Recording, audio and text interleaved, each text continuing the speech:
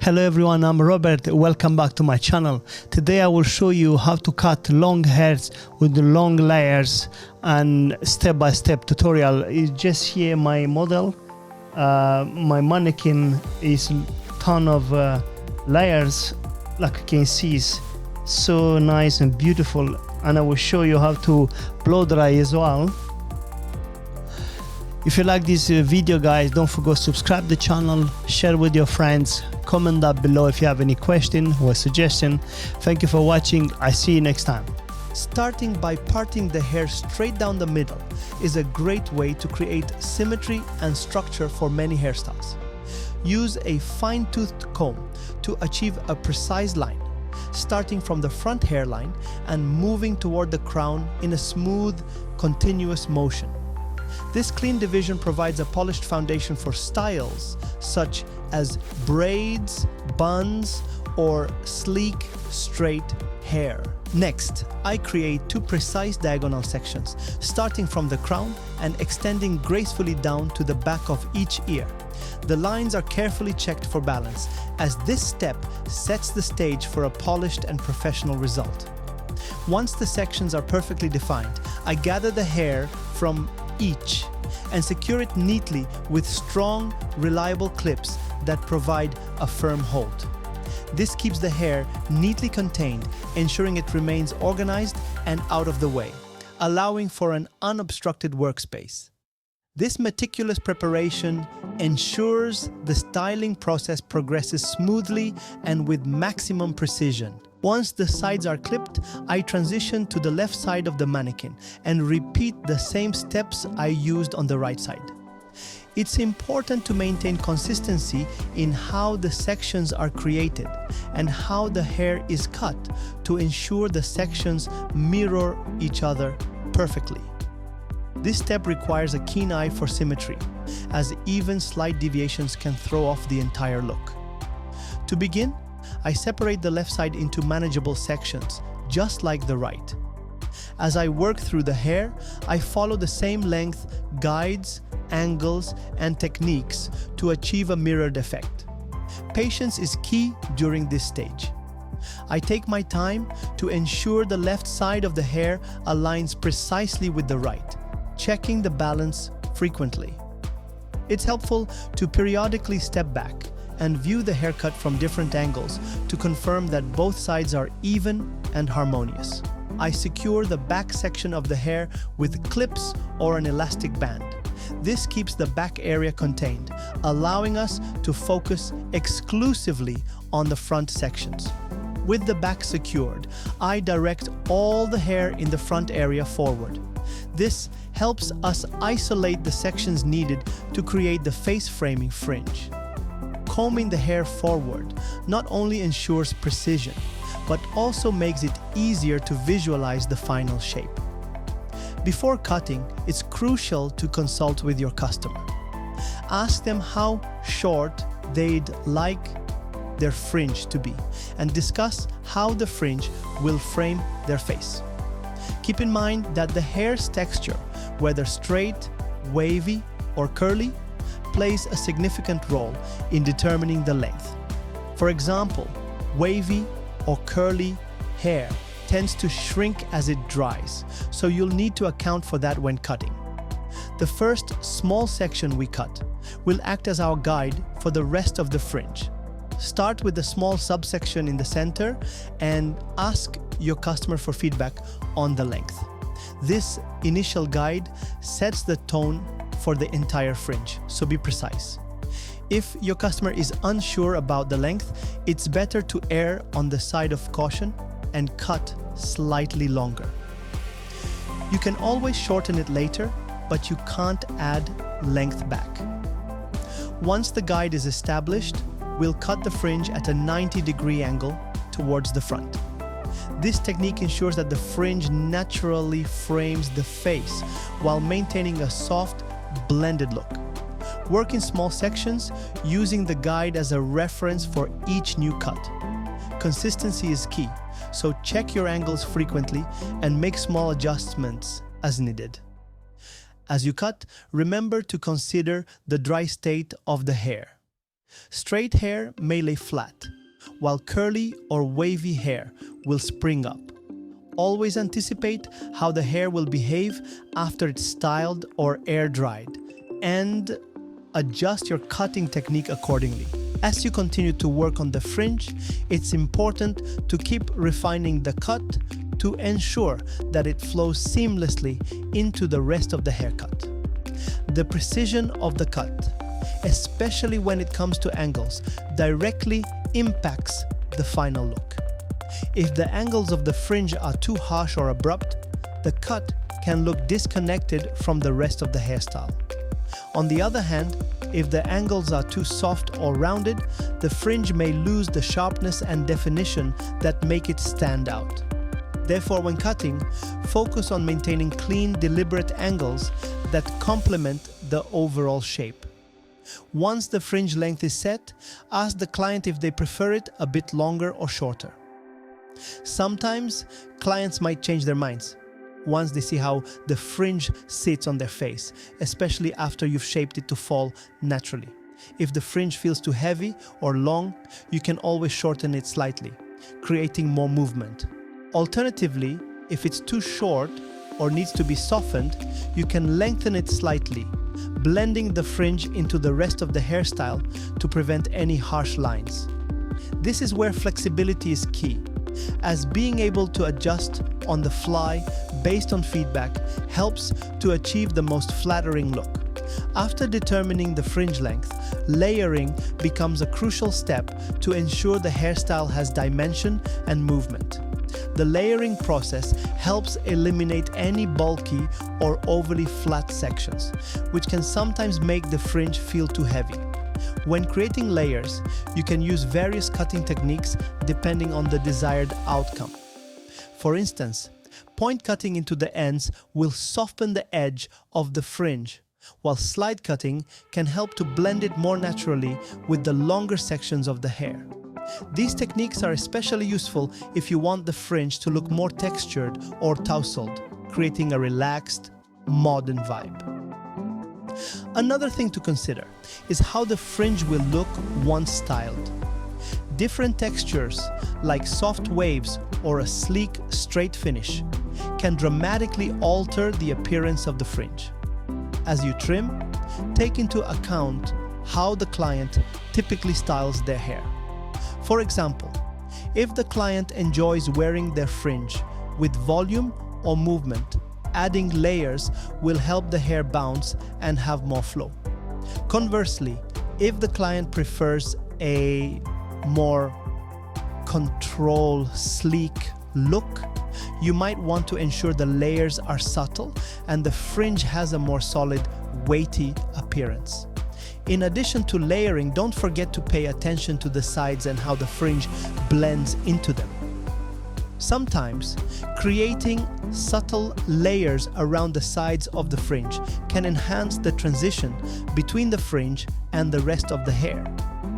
This ensures that the fringe looks natural and cohesive with the overall hairstyle, rather than sticking out as a separate piece. Use the comb to gently pull sections of the hair forward and trim them into the desired shape, always blending the fringe with the surrounding hair. After finishing the cut, it's time for the final styling touch. Blow dry the fringe using a round brush or flat brush to smooth and shape it. A blow dryer with a nozzle attachment helps direct the airflow and prevent frizz. As you dry the fringe, pay close attention to how the hair sits and falls.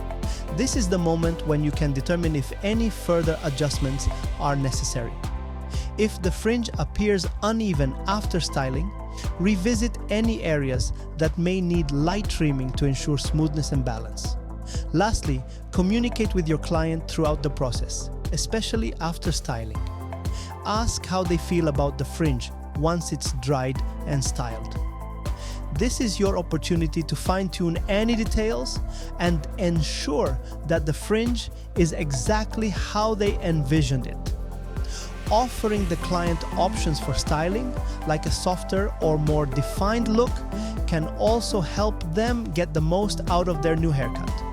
With layers, precise angles, and attention to texture, the final result will be a flattering, well-blended fringe that enhances the client's facial features and overall hairstyle. The key to a perfect fringe is all about balance, finding the right length, texture, and layers that work in harmony with the client's features and preferences.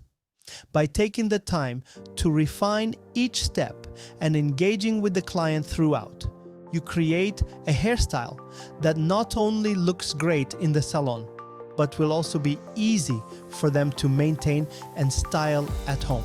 I shift my attention to the back of the head, specifically the nape area. Here, I begin by carefully creating a small guide piece in the center of the neck area. This guide serves as the critical foundation for the overall haircut, ensuring precision, balance, and symmetry as I work my way through the rest of the hair. Using a fine-tooth comb, I make sure the guide piece is perfectly clean and evenly sectioned, paying close attention to detail to guarantee it is aligned correctly with the natural flow of the hair. Once the central guide is established, I divide it into two equal parts, a left section and a right section. Each piece is gently combed through, making sure there are no tangles or unevenness. A smooth and manageable hair is key for precise cutting. I then take the left section and cut it to the desired length, carefully referencing the guide piece for accuracy. I repeat this process on the right side, ensuring both sections are cut to match perfectly. This step is all about laying a strong and even foundation for the entire haircut. The guide piece not only determines the baseline length, but also ensures that the style remains balanced and proportional on both sides. By meticulously cutting each side to match the guide, I create a cohesive and polished starting point, setting the stage for the rest of the haircut to flow seamlessly. Moving on to the crown area, I carefully create a triangular section. This section will serve as a crucial guide for the layering process, as it connects the back area with the sides and establishes the flow for long, cohesive layers. I start by ensuring the triangle is cleanly parted, with sharp, precise lines to define the section. This level of precision is important because it ensures that the layers will be balanced and symmetrical once the haircut is complete. The triangle section acts as the central guide for the layering process. From this guide, I systematically comb the hair from the back area as well as from the sides, specifically focusing on the hair that falls over the top of the ears, on both the left and right. By directing all the hair toward this guide and elevating it to 90 degrees, I create a consistent angle for the cut. This elevation is key to achieving even, seamless layers that fall beautifully and add volume and movement to the hairstyle. When cutting the hair, I use a choppy, texturized technique to enhance the overall stylishness of the layers. This method prevents the layers from looking too blunt or heavy, instead creating a light, airy finish that gives the hair a modern, lived-in appearance. The choppy texture also helps the layers blend naturally, allowing them to move fluidly and complement the shape of the haircut. As I work through the section, I pay close attention to maintaining a consistent length and angle, ensuring that the layers build gradually from the crown to the ends. This step is especially important for long layering because it sets the tone for how the rest of the hair will fall and frame the face. By cutting evenly at 90 degrees, I ensure that the layers have enough lift and volume. I return to the front fringe area to assess the transition from behind the ear to the face framing layers. Carefully combing through each section, I ensure that the flow is natural and even, paying special attention to the smoothness of the layers. The connection between the back, fringe, and face frame is critical in creating a balanced, harmonious look. So this step requires precision and attention to detail. Starting on the left side, I examine how the layers from behind the ear blend into the face framing sections. By lifting the hair slightly and checking the alignment, I can identify any inconsistencies in the cut. If I notice areas that are uneven or too heavy, I adjust them using refined cutting techniques like point cutting to soften the edges or slide cutting for a more seamless blend. This time ensuring that the connection between the front and back sections is fluid.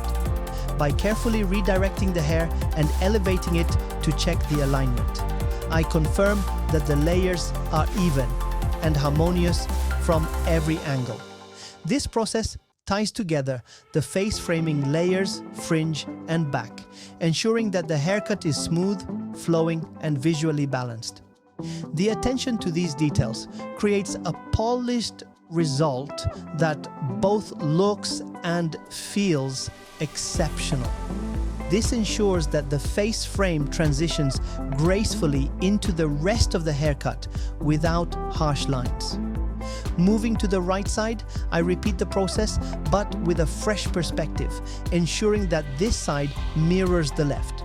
I comb the hair forward toward the face, observing how it falls and interacts with the rest of the layers.